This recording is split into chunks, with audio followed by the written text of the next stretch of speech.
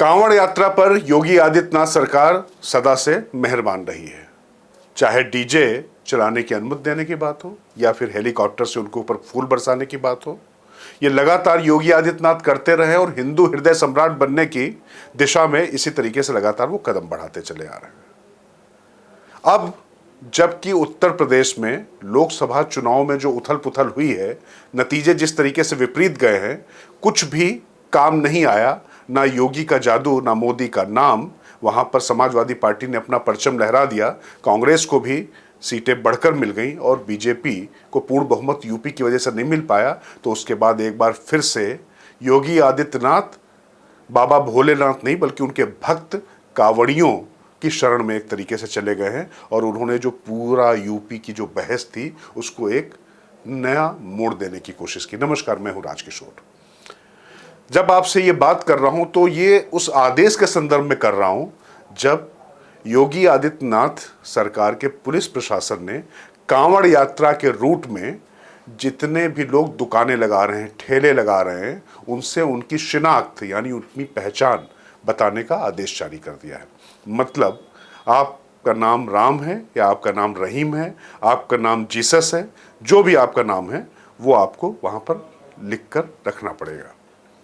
इसको लेकर स्वाभाविक है विपक्ष की तरफ से काफ़ी कड़ी प्रतिक्रिया आ रही है कि आखिर ये शिनाख्त किस बात के लिए।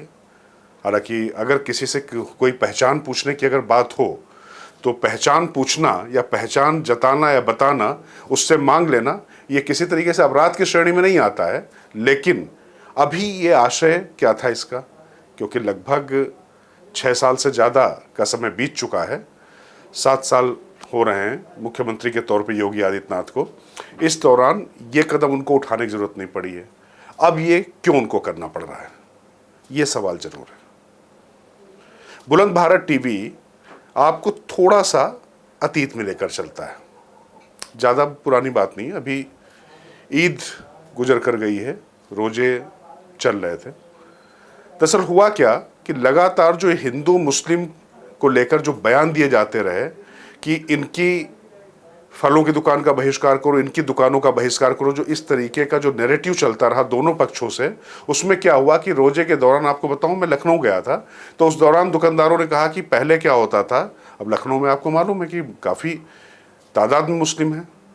वहाँ पर जब वो रोजे रखते थे तो फल हो गए, खजूर हो गए, दूसरा जो सामान है वो खूब खरीदते थे, चूँकि उनकी दुकानें ज़्यादातर बंद रहती थी, तो उसके बाद बिक्री खूब चलती थी।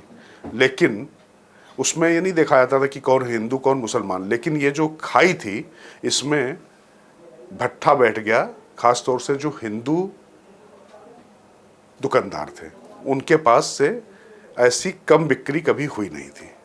ये मुद्दा काफ़ी चर्चा में भी रहा था। इसके डेटा तमाम अखबारों में, खबरें भी इसको लेकर छपी कि इस बार बिक्री नहीं बढ़ी और किस तरीके से टैक्टिकल तरीके से मुस्लिमों ने सामान जो खरीदना था वो कैसे अपने ही लोग, मतलब मुस्लिमों से, वैसे तो हिंदुस्तान में कौन अपना कौन पराया, लेकिन अब जिस तरीके की सियासत चल रही है उसमें क्या कहा जाए, ये सच्चाई थी।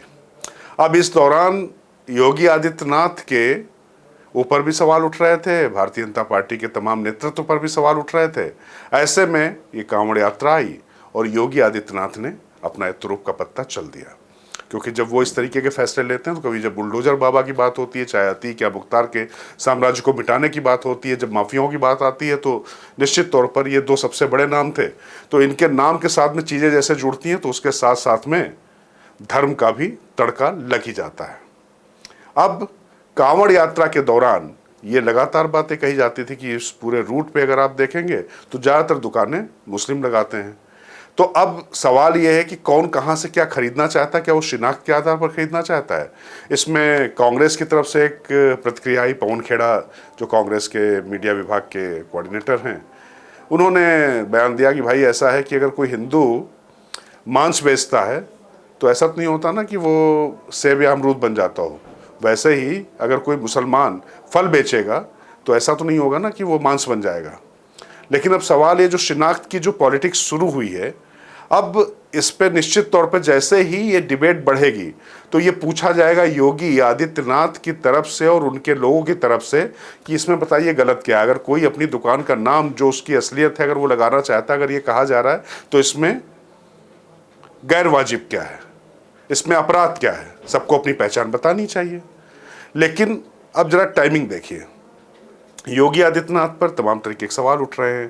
केशव प्रसाद मौर्य दिल्ली में आते हैं, भूपेंद्र चौधरी दिल्ली में आते हैं, प्रधानमंत्री अमित शाह, जेपी नड्डा सबसे मिलकर जाते हैं। उसके बाद ये नहीं समझ में आता कि उपचुनाव से पहले कुछ होगा या उपचुनाव के बाद कुछ होगा। तैयारियां लगातार चल रही हैं, योगी बाबा बिल्कुल एक्शन में ताबड़तोड़ खटाखट फैसले भी लिए जा रहे हैं। लेकिन इस दौरान भी वहाँ की अस्थिरता, जो राजनीतिक अस्थिरता का एक तरीके से जो माहौल है वो रुक नहीं रहा होता। तब तक ये कांवड़ यात्रा शुरू होने वाली सावन आ रहे हैं, उससे पहले ये आदेश आ जाता है। तो मतलब अब आपको अपनी दुकान में, आपकी अगर ठेला भी लगा रहे हैं तो उसमें आपको अपना नाम लिखना पड़ेगा। तो मतलब कांवड़ियों को कहाँ से क्या खरीदना है, क्या लेना है, तो ये विकल्प उनके पास होना चाहिए कि इस दुकान से लें या उस दुकान से ना लें। हालांकि इस दौरान दूसरी खबरें भी आनी शुरू हुई हैं कि ढाबों से और दूसरी जगहों से एक खास धर्म के लोगों को हटाने की बात भी की जा रही है। लेकिन ये आरोप प्रत्यारोप हैं। आप जानते हैं कि बुलंद भारत टीवी इसकी तस्दीक इसलिए नहीं कर सकता जब तक हम इसकी खुद जांच परख न कर लें। लेकिन ये चीज़ें भी सोशल मीडिया में चलने लग गई हैं।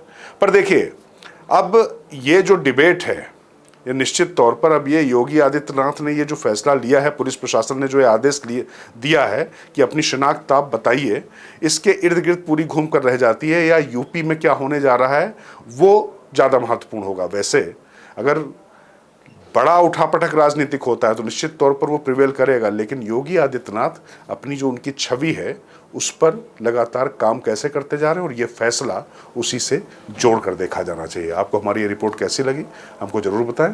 मुझे दीजिए अभी आज्ञा। मैं राजकिशोर, बुलंद भारत टीवी, ताकत आपकी।